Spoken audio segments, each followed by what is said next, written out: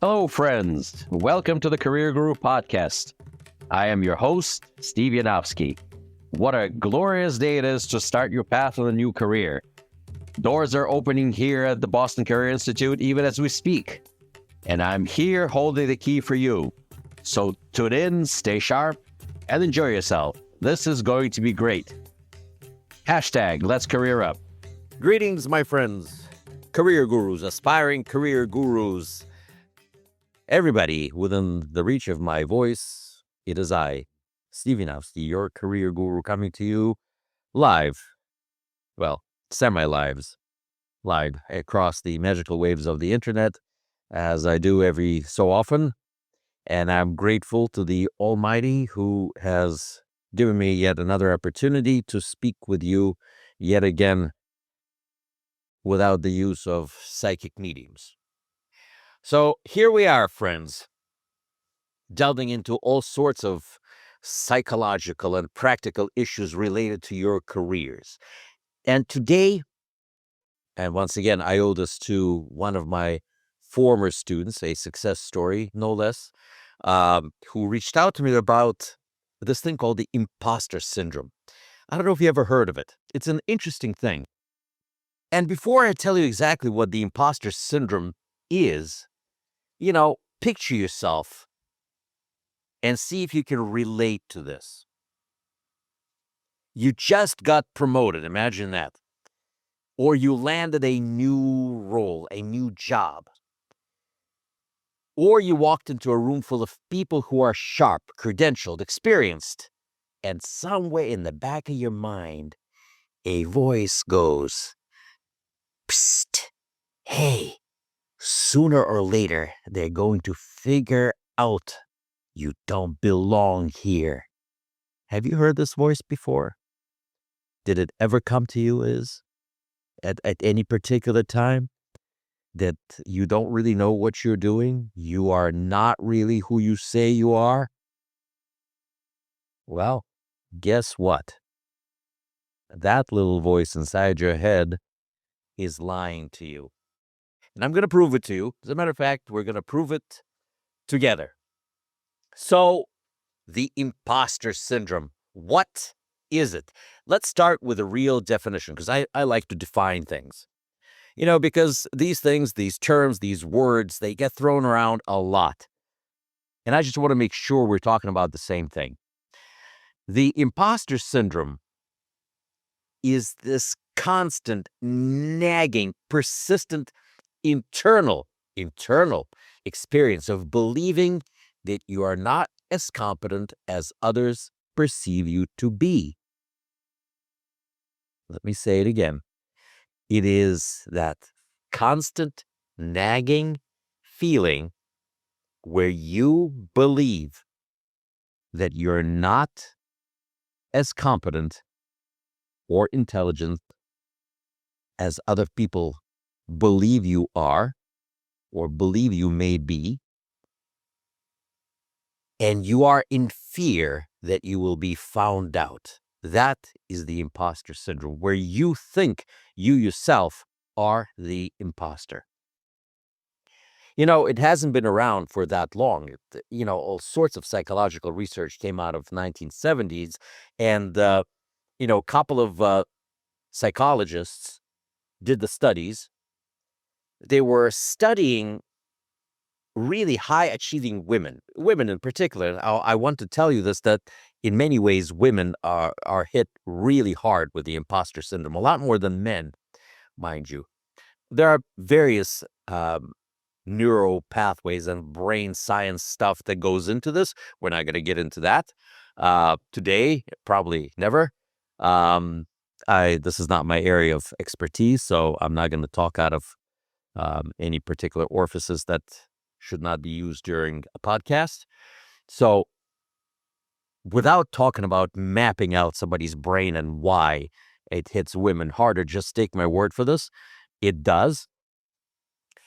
So a lot of these women, high-achieving women, who, despite clear evidence of success, could not believe or internalize their own accomplishments. they kept attributing their wins to, in some cases, luck, timing, charm, externalities, beauty, whatever the case may be, anything but their own competence. And that's just crazy.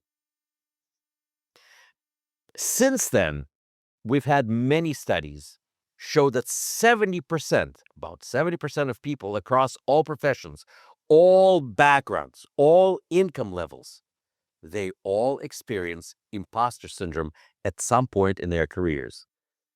Doctors, lawyers, executives, athletes, musicians, teachers, it doesn't matter. 70%. What does that mean? If you heard that little voice inside your head, you're not alone. Most people have. You're not broken. You're not weak. You're in the majority. The question is whether you will let it drive the car or whether you will. Who drives? You or your imposter syndrome? Is it you or it's that little lying little voice inside your head? Okay? So that's what you really need to figure out. Who's going to be controlling? Who's going to be in charge? You're not the imposter. I'm circling to all the way to the back. You're not an imposter. You're not an imposter. If you got somewhere and people actually believe that this is who you are, guess what? Perception is everything. Most important thing to remember, and it's really one of the most surprising things that people experience. Imposter syndrome doesn't hit the people who aren't trying. It hits the people who care the most. If you care the most, this thing comes to get you. Think about it. If you don't care about your work, you wouldn't worry about being exposed as a fraud, that is. The very fact that you feel, it means you have standards, you have ambition, you give a darn. That's not a flaw. It's a feature. It's a feature that other people value. But here's what happens to all of you out there, to all of us out there, to the high performers, to the doers. As you grow, as we grow, we keep entering new rooms, if you will, if you can use the analogy, new levels, new challenges.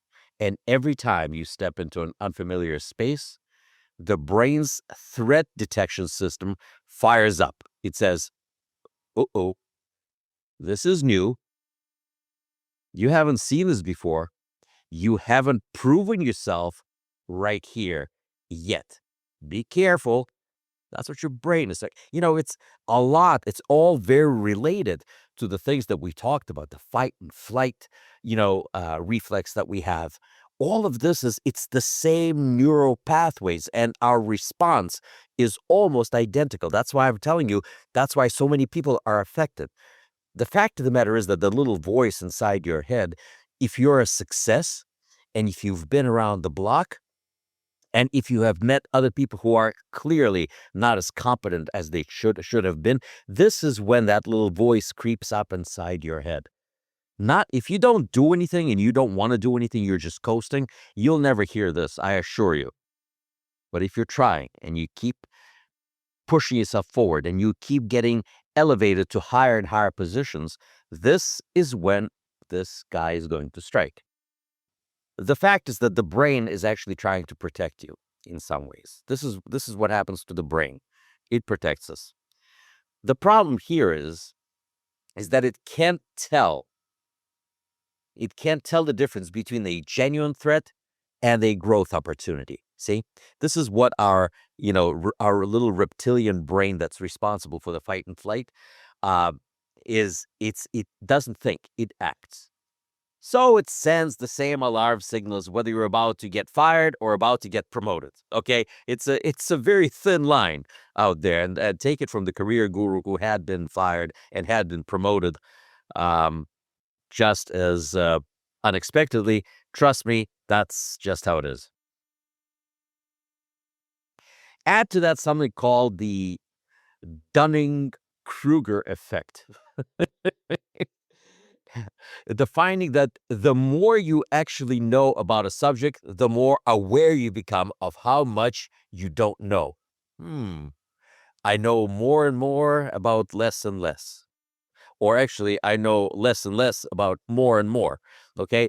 And in reality, if you understand, the more intelligent you are, the more knowledgeable you are, the more stuff you know, the more you begin to understand how truly little you do know in the scope and the breadth of our known universe of knowledge. Forget about the universe, okay? How about just, your four walls and what is it that you actually do know? Okay? So just keeping that in mind, you understand that once you become established on a particular plateau and you want to advance further, you will find out that there's a whole big universe of things that you don't know, but you do care. And and that's when this heavy feeling of, I don't know, but I really should. And what if I take this on myself? What will people say if I don't do it? You know, remember, I told you this in our previous podcast, 80% of your success is showing up. If you show up, you'll get there. Many people don't show up. They just don't. And that's when they look to people who do show up. You show up, you'll figure it out. Don't worry about people's perception. Don't worry about this thing people will find out. What people will actually find out is that you showed up and you stood up to the challenge. Everything else doesn't really matter. I'm not, of course, talking about going into the operating room and trying to perform brain surgery when you haven't been trained in brain surgery or something of the sort, or let me fix the brakes on my car and you never have done it. That's just foolish. No, I'm talking about in your areas of competence and professional standing, just moving, just moving up a bit. Okay. And then into the great unknown. You get in there and you say, oh, I'm not good. They will find out. I'm toast, yada, yada. Okay. No, take a breath. Take a breath. You showed up. You were selected. You're good to go. Don't let this little liar inside your head win. The smarter you are, the more skilled you are, the more dynamic you are, the amazing thing is, the more aware you are of your own imperfections. And if you don't understand this dynamic, it can make you feel like everyone else has figured it out and you're the only one faking it. Let me say it one more time. The smarter you are, the more skilled you are, the more dynamic or action-oriented you are, the more aware you are of your own imperfections. Psst, dirty little secret. Happens to all the smart people. Again, I know less and less about more and more. If you don't understand how this works, once again, it'll make you feel like everybody else has figured out how imperfect you are, that you're faking it. But guess what? You're not. What do we do when it's dark in the room? Do we curse at the darkness or do we turn the lights on? Let's turn on the lights. Let's open the windows. Sunlight is by far the best disinfectant to all these things that afflict your mind. And let's look at some of the big lies that our little voice inside our head, that little manipulator, will tell us. Lie number one: you only got here because of luck. Hey, first of all, I'd like to point out, don't knock the luck. If you got there by luck and you showed up, guess what? 80% of success is showing up. Remember that. Luck can open the door, but you have to be good enough to walk through it and skilled enough to stay in that room. If you've held that position, if you earned the credential, if you built a career, that's not luck. That is you. Now own it. That liar can't stand up to the truth. This is the truth. You made it. Door opened, you got in, you stayed in, party's over. Ready for lie number 2? Everyone else knows what they're doing. You're the only one confused. Oh, this is my favorite. First of all, it's not true. I tell this to my students all the time. Ask questions. But, Guru, I don't want to sound stupid. Believe me, you're not going to sound stupid. I assure you, if you have a question, be it stupid in your mind, I assure you, this question in the room is shared between you and a few other people. And if you don't have the guts to stand up and ask that question, you're doing yourself a disservice and other people who didn't ask the question. Ask. From personal experience, let me share a quick story with you. I love to share my army stories. And one time, many years ago, when I was sent to this place called Fort Benning, Georgia, and in it was this place called Harmony Church. Some of you may have been there. Harmony Church had really old barracks which were built for World War I. And this is where I stayed. And I remember that in my first week of basic training, I got awfully sick, and they took me to the hospital.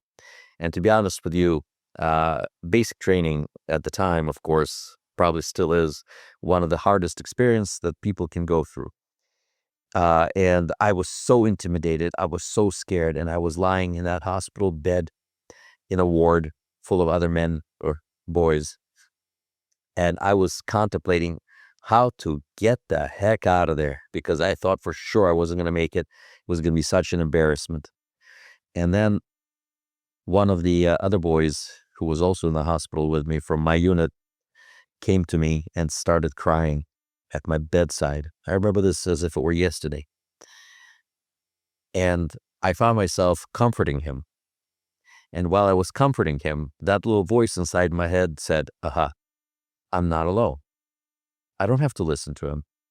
If somebody else is in trouble and I'm now in a position to comfort him, that means that I can get through this. And step by step, when I got better in the next few days and I had to find my way back to my training unit, I went back with a newfound appreciation for that little strength that I had within me that said, okay, now you can go back and now you can do it.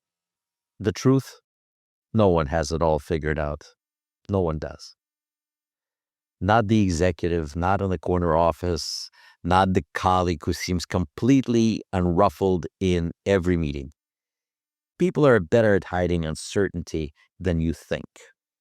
You're not the only quote-unquote imposter in the room. Okay? But you're not an imposter. You're a pro. Just hang in there and do the best that you can. The difference between them and someone held back by imposter syndrome is not that they have no doubts. It's that they act anyway. 80% is showing up. I'm going to keep saying that until I turn blue. Let's go with a couple of other lies that you may hear. Lie number 3. If you fail once, it proves that you don't belong here. We all fail, all the time, at many different things. But as we learned in our previous podcast together, failure is not the end, it's the beginning, or it's an intermediate step. It's the curriculum towards your success. Every person that you admire professionally has a failure story or many stories. The ones who build lasting careers aren't the ones who never fail. They're the ones who fail, learn, adjust, and come back stronger. Resilience. We talked about resilience. It's not absence of failure. It's the response to it, my friends.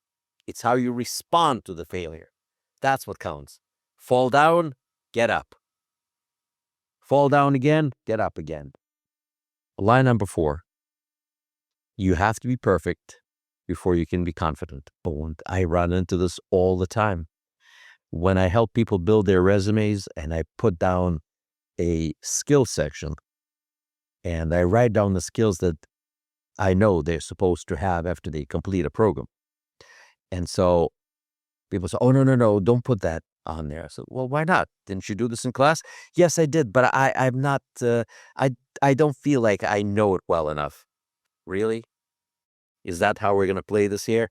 No, the point is that you must market as much as you can. Going out on a date with someone, would you not wear a first date? Would you not wear your finest outfit? Whether it's a suit or a dress if you're a woman, whatever the case may be, whatever you're wearing, you're putting your best foot forward. Do you dress this way every day? Oh, absolutely not. Just for special occasions. But you would wear it on a date, wouldn't you? Okay? Even if you went on many dates and failed, you still go out and you still do the same thing. So there's opportunities for us where we see this every day. It's like learning to bake bread. Your first loaf, you probably made it collapse, and instead of a bread, you had a pancake, possibly even a burned one. But you went back and said, what the heck, I'm going to try it one more time. Okay? Nobody's going to think, you certainly won't think that you're an imposter. Confidence, remember, we talked about this, doesn't come before action. You have to act in order to succeed or fail, but you're not failing, you're learning. Confidence comes from action, through action. You don't wait until you feel ready and then step forward. You step forward. And then that feeling of readiness, it just descends upon you once you're done. And you go, sigh of relief, whew, we got through this.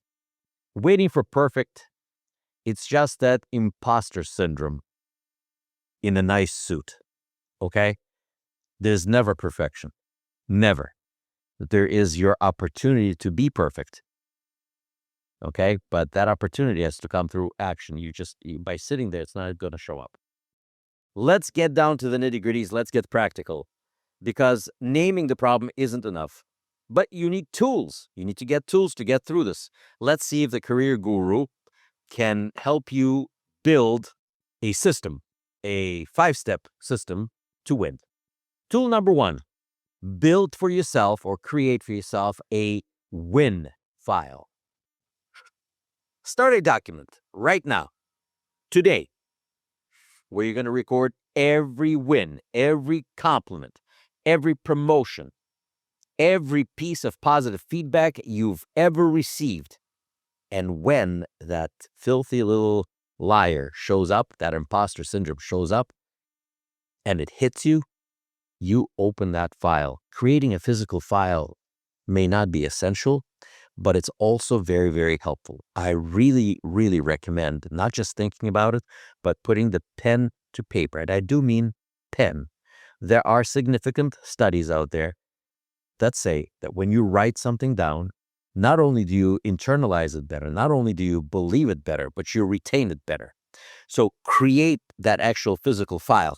It'll stay in your mind. So when you need to pull it out of the filing cabinet, it'll be right there.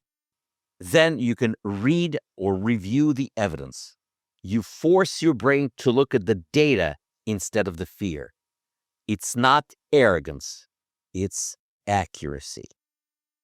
Remember, you're feeling that you got there by luck. No, here is evidence.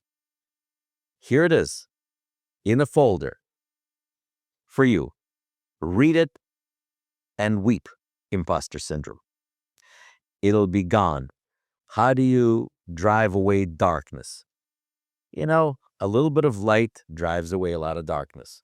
a little bit of evidence will say, hey, you know what? I'm not the imposter. Yeah, I may not be perfect, but I'm really good or good enough. How about that? And because I'm here, I'm the only one standing, and everybody else thinks that I'm smart. Number 2, name the voice. Sounds simple. What the heck does that mean? But it works. When that internal critic fires up at you, don't argue with it. Just name it. That's imposter syndrome talking. Identify it. Call it out for what it is. The moment you label it as a separate thing, not really a part of you, it's not the truth, just a thought, it loses a lot or all of its power over you. You are not your anxious thoughts.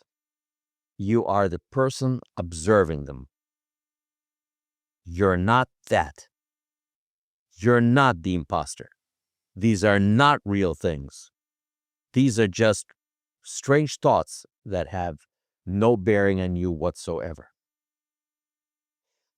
Tool number 3, talk to someone you trust. Oftentimes, I speak about finding mentors for yourself, people who have succeeded, people who have experience in failure and success in that particular order. Imposter syndrome thrives on silence. The moment you say out loud, hey, I've been feeling like I don't belong here, to a mentor, to a peer, to a coach, 2 things happened. 1, they usually tell you you're wrong, with specific evidence, mind you. Or 2, they often share that they feel or felt the same way. Connection dissolves the isolation that the imposter syndrome needs to survive. Solitude, loneliness is a perfect breeding and feeding ground for the imposter syndrome. Tool 4, reframe failure as feedback. Every time something goes wrong, ask one question. What did this teach me?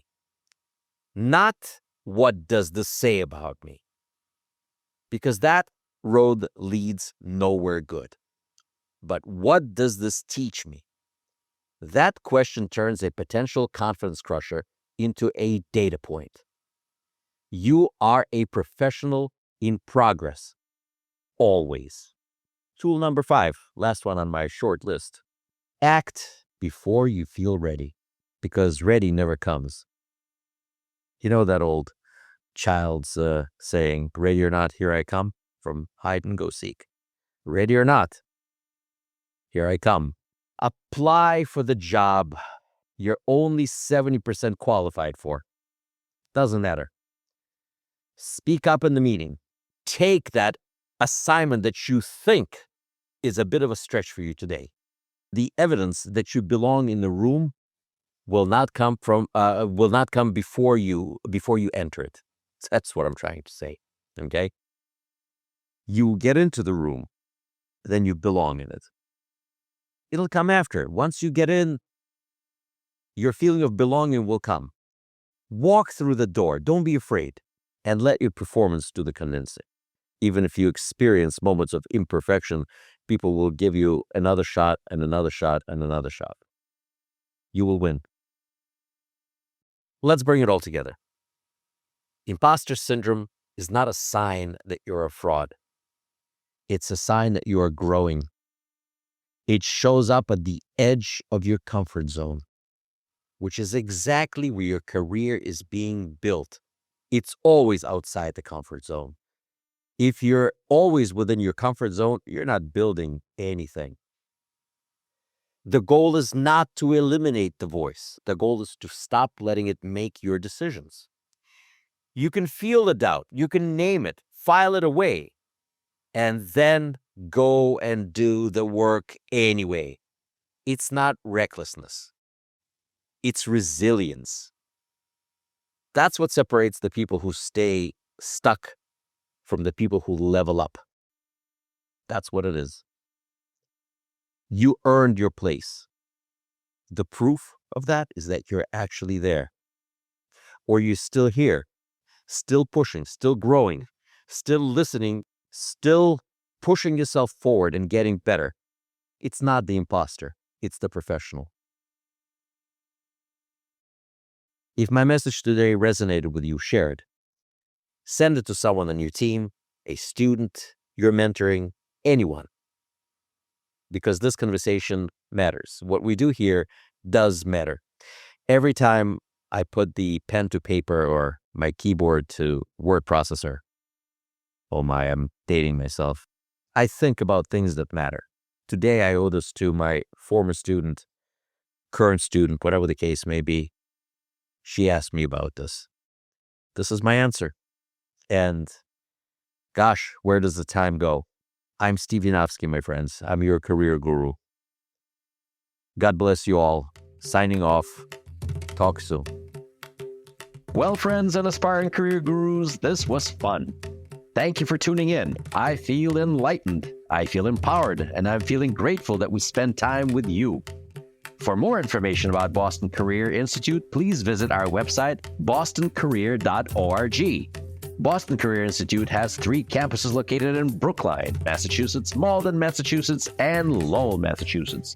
Call our toll-free number 888-383-6058. For questions, comments, and/or information about our podcast, email me at thecareerguru@bostoncareer.org. The Career Guru podcast is available on Apple Podcasts, Spotify, our website, bostoncareer.org, or wherever you stream your podcast. Subscribe, stream, rate, and review our shows. Your rating and reviews help our show reach new audiences. Produced by PodPro Entertainment, The Career Guru lives within a network of podcasts located at podproentertainment.com. #The New Radio. Looking forward to seeing you soon. All the best to you. My name is Steve Yanofsky. I am the Career Guru. May God bless you. #Let's Career Up.